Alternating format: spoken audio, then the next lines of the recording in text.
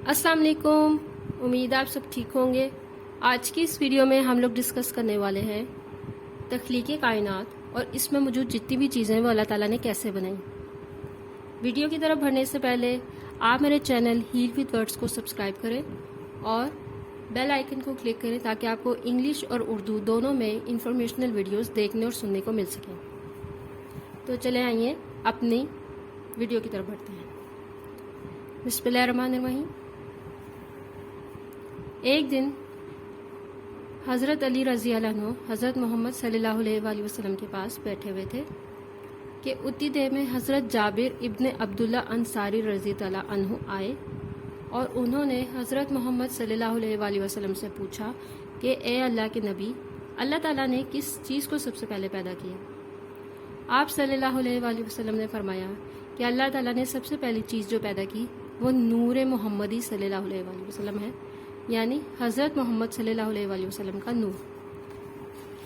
نور محمدی صلی اللہ علیہ وآلہ وسلم اللہ کی تسبیح اور ذکر میں مصروف رہتا۔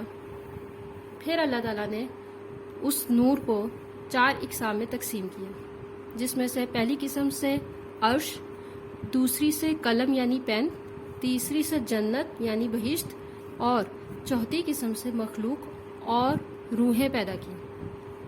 پھر اللہ تعالیٰ نے چوتھی قسم کو چھوڑ کے جس سے مخلوق اور روحیں پیدا ہوئی تھیں، باقی تینوں قسموں سے عقل اور شرم پیدا کی۔ نبی پاک صلی اللہ علیہ وآلہ وسلم حدیث میں فرماتے ہیں کہ اللہ تعالیٰ نے اس پوری کائنات کو نور محمدی صلی اللہ علیہ وآلہ وسلم سے پیدا کیا، اور اللہ تعالیٰ نے قرآن مجید میں بھی فرمایا ہے، جس کا مفہوم کچھ یوں ہے کہ اے محمد صلی اللہ علیہ وآلہ وسلم، اگر میں نہ پیدا کرتا تجھ کو تو نہ پیدا کرتا اس زمین و آسمان کو اور ساری مخلوق کو۔ بس ثابت ہوتا ہے کہ نبی پاک صلی اللہ علیہ وآلہ وسلم کا وجود اتنا پاک، اتنا برگزیدہ ہے کہ اگر وہ ان کی تخلیق اللہ کا مقصد نہ ہوتی تو ہم بھی نہ ہوتے۔ بے شک ہمارے پیارے نبی صلی اللہ علیہ وآلہ وسلم اسی تکریم اور عزت کے حقدار ہیں۔ جب اللہ تعالیٰ نے یہ تمام چیزیں پیدا کر لیں، پھر اللہ تعالیٰ نے قلم کو حکم دیا کہ اے قلم لکھ لا الہ الا اللہ محمد الرسول اللہ۔ قلم کو 400 برس لگے صرف لا الہ الا اللہ تک لکھنے تک، اور ایک روایت کے مطابق قلم تھوڑا کنفیوز بھی تھا کہ یہ کس بزرگ ہستی کا نام اللہ تعالیٰ نے اپنے نام کے ساتھ لکھا ہوا ہے، اور اس نے پھر پوچھا اللہ تعالیٰ سے کہ اے اللہ، یہ کس بزرگ ہستی کا نام ہے؟ جس پہ اللہ پاک نے فرمایا کہ یہ میرے پیارے نبی، میرے پیارے حبیب برگزیدہ آپ صلی اللہ علیہ وآلہ وسلم کا نام ہے۔ اور پھر اللہ تعالیٰ نے حکم دیا قلم کو کہ تو لکھ پورا کلمہ۔ اللہ کی ہیبت سے قلم کے منہ پہ شغاف ہوا اور اس نے کلمہ لکھ دیا، اور اسی وجہ سے قیامت تک کے لیے قلم کا شغاف مسنون ٹھہرا دیا گیا۔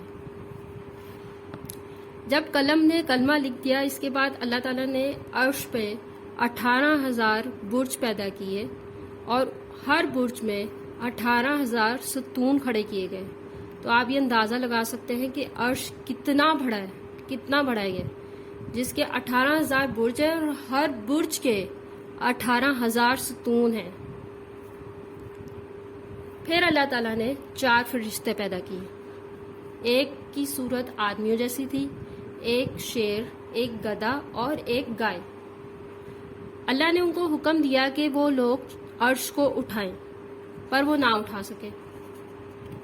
پھر اللہ تعالیٰ نے ان سب کو کہا کہ آپ تسبیح پڑھیں، سبحان اللہ والحمد للہ ولا الہ الا اللہ واللہ اکبر ولا حول ولا قوۃ الا باللہ العلی العظیم۔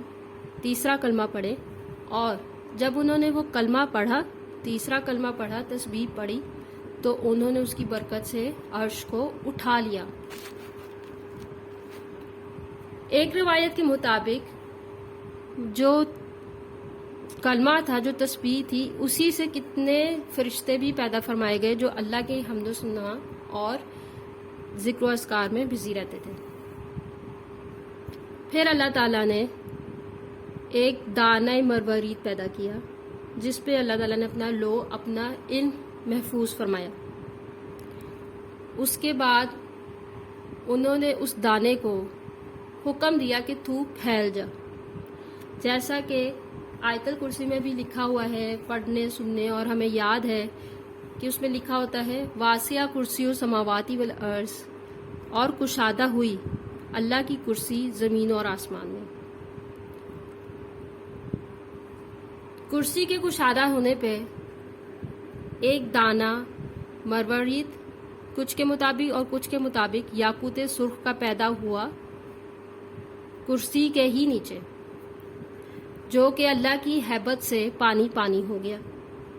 پھر اللہ تعالیٰ نے آگ پیدا کی اور اس آگ کو پانی کے اوپر بھیج دیا جس سے دھواں پیدا ہوا. اس دھوئیں سے اللہ تعالیٰ نے 7 مٹیریلز، 7 دھات سمجھ لیں، 7 چیزیں پیدا کی: پانی، تانبا، لوہا، چاندی، مروارید اور یاقوت سرخ. پھر ان 7 چیزوں سے اللہ تعالیٰ نے 7 آسمان بنائے. آسمان اول بنایا پانی سے، آسمان دوئم بنایا تانبے کا، تیسرا آسمان بنایا لوہے کا، چاندی کا چوتھا آسمان بنایا، سونے کا 5واں آسمان بنایا، مروارید کا 6واں آسمان بنایا، اور 7واں آسمان تخلیق پایا گیا یاقوت سرخ سے. جب اللہ تعالیٰ نے آسمان بنا لیا، پھر آ گئی زمین کی باری. اب زمین کس چیز سے بنی ہے؟ اللہ تعالیٰ نے پشتہ خاک سرخ پیدا کی. کہاں پہ؟ خانہ کعبہ کی جگہ پہ. اور پھر اللہ تعالیٰ نے حضرت میکائیل علیہ السلام، حضرت اسرافیل علیہ السلام، حضرت جبرائیل علیہ السلام اور حضرت اسرائیل علیہ السلام کو حکم دیا کہ اس کو پھیلا دو. پس زمین میں وہ تمام خاک پھیل گئی. حضرت عبداللہ بن سلام رضی اللہ عنہ سے روایت ہے کہ انہوں نے نبی پاک صلی اللہ علیہ وآلہ وسلم سے پوچھا کہ زمین کس چیز سے بنائی گئی؟ تو آپ صلی اللہ علیہ وآلہ وسلم نے فرمایا کہ کف آب سے. پھر پوچھا گیا کہ کف آب کس چیز سے بنا ہے؟ تو آپ صلی اللہ علیہ وآلہ وسلم فرماتے ہیں پانی کی موج سے. پھر پوچھا گیا کہ پانی کی موج کس سے بنی ہے؟ تو اس پہ آپ نبی پاک صلی اللہ علیہ وآلہ وسلم نے فرمایا کہ پانی سے. اور جب دوبارہ پوچھا گیا کہ پانی کس چیز سے بنا ہے، تو آپ صلی اللہ علیہ وآلہ وسلم نے فرمایا دانہ مروارید سے. ایک روایت میں یہ بھی کہا جاتا ہے کہ نبی پاک صلی اللہ علیہ وآلہ وسلم سے پوچھا گیا کہ زمین کو قرار کس چیز سے، تو اس پہ نبی پاک صلی اللہ علیہ وآلہ وسلم نے فرمایا کوہ کاف سے. جب لوگوں نے پوچھا کہ یہ کوہ کاف کیا ہے، تو اس پہ آپ نے کہا کہ کوہ کاف زمرد سب سے بنا ہے، اور اس کوہ کاف کے اس پار چاندی کی 7 زمینیں ہیں، جس کے بعد 70,000 علم ہیں اور ہر ہند کے 70,000 فرشتے ہیں. جو 7 زمینیں ہیں ان پہ مختلف اقوام رہائش پذیر ہیں، جیسے 7ویں زمین پر فرشتے، 6ٹی پر شیطان، 5ویں پہ شیطان کی آل یعنی اولاد، فیملیز، 4تھی پر سانپ، 3ری پر دوسرے قسم کے جانور، 2ری پر پریاں اور آسیب، اور پہلی زمین پر آدمی ہیں. پھر آپ سے نبی پاک صلی اللہ علیہ وآلہ وسلم سے پوچھا گیا کہ 7ویں زمین کے نیچے کیا ہے؟ تو آپ صلی اللہ علیہ وآلہ وسلم نے فرمایا کہ ایک گائے ہے جس کا وجود اتنا بڑا ہے کہ 7 زمین اس کے اوپر سما جائیں. پھر پوچھا گیا کہ گائے کس چیز پر کھڑی ہے؟ تو اس پہ آپ صلی اللہ علیہ وآلہ وسلم فرماتے ہیں کہ مچھلی کی پشت مہر پر. اور پھر پوچھا گیا کہ مچھلی کس پر ہے؟ اس پہ نبی پاک صلی اللہ علیہ وآلہ وسلم نے فرمایا کہ مچھلی پانی پر ہے، اور وہ پانی ہوا پر ہے، اور ہوا دوزخ پر، اور دوزخ ایک آسمان پر. عبداللہ ابن عباس رضی اللہ عنہ فرماتے ہیں، سے روایت کی گئی ہے کہ اللہ کے نبی صلی اللہ علیہ وسلم نے فرمایا، اللہ نے ہر چیز پر ایک نور پیدا کیا اور اس نور سے بے شمار فرشتے پیدا کیے جو اللہ کی تسبیح کرتے تھے۔ ان میں سے کسی کی شکل کسی جانور سے ملتی ہے اور کسی کی شکل کسی جانور سے ملتی ہے، اور بعض کا جسم آدھا آگ اور آدھا برف ہے، اور ان میں سے کوئی رکوع میں ہے، کوئی سجدے میں، اور کسی حال میں عبادت کر رہا ہے قیامت تک کے لیے۔ اس کے بعد اللہ تعالیٰ نے 7 دن پیدا کیے۔ پہلے دن میں اللہ تعالیٰ نے عرش، دوسرے دن میں 7 آسمان، تیسرے میں 7 زمینیں، چوتھے دن تاریکی، پانچویں دن زمین کی ویلیویبلز یعنی جو بلیسنگز ہم لوگ آج کا فائدہ اٹھاتے ہیں ان چیزوں سے، چھٹے دن یعنی جمعے کے دن اللہ نے سورج، چاند اور ستارے اور ہر چیز کو حرکت عطا فرمائی۔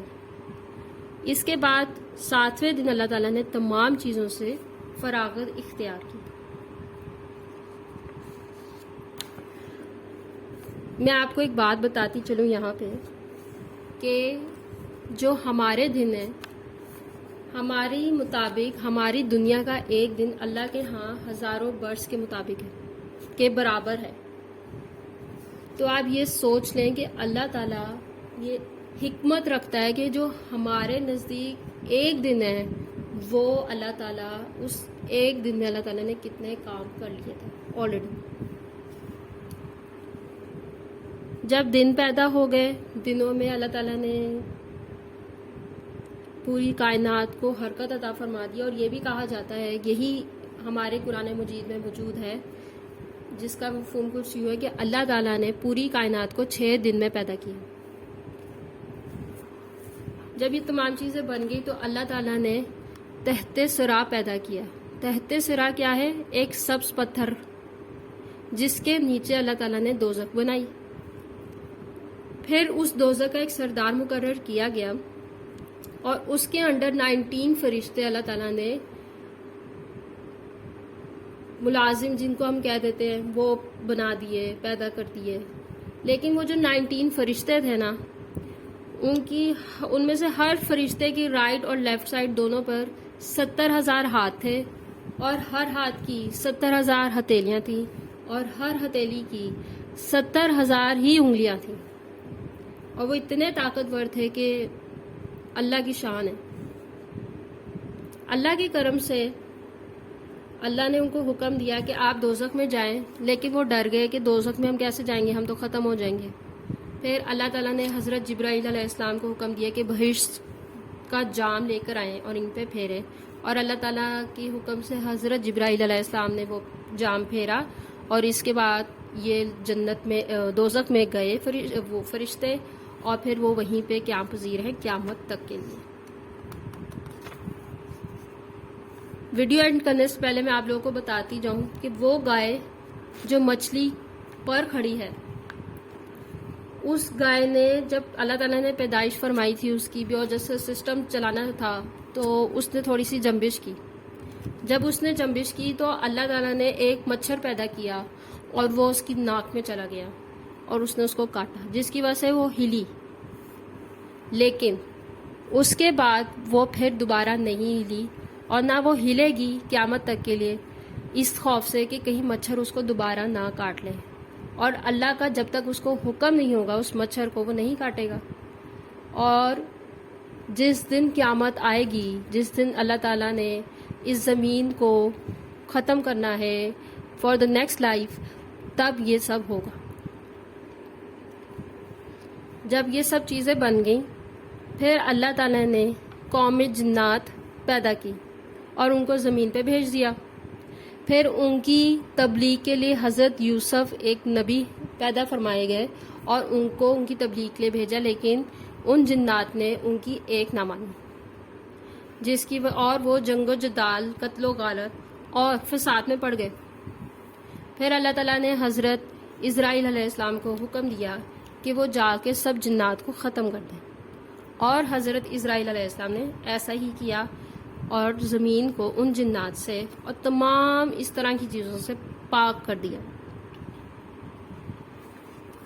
اگلی ویڈیو میں ہم لوگ انشاءاللہ جو بھی میں نیکسٹ ویڈیو اسلامک اسٹڈیز سے ریلیٹڈ بناؤں گی، اسلامک ہسٹری سے ریلیٹڈ بناؤں گی، اس میں ہم لوگ سیکوینس میں چلیں گے اور انشاءاللہ میں حضرت آدم علیہ السلام کا قصہ بھی اٹھاؤں گی۔ مجھے امید ہے کہ آپ لوگوں کو یہ ویڈیو اچھی لگی ہوگی۔ کوئی کوشچن ہوگا، کوئی کمنٹ ہوگا، کوئی مائنڈ میں کنفیوژن ہوگی تو ضرور شیئر کیجیے گا۔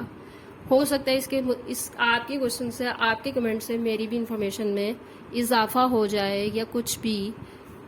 آپ لوگ کا بہت شکریہ، آپ لوگوں نے سنا، اور اللہ کرے کہ آپ لوگوں کو سمجھ میں آیا ہو اور آپ لوگوں کو تھوڑی سی انفارمیشن ملی ہو۔ کمنٹ ضرور کیجیے گا، لائک اور شیئر کرنا مت بھولیے گا۔ اگلی ویڈیو تک کے لیے اللہ حافظ۔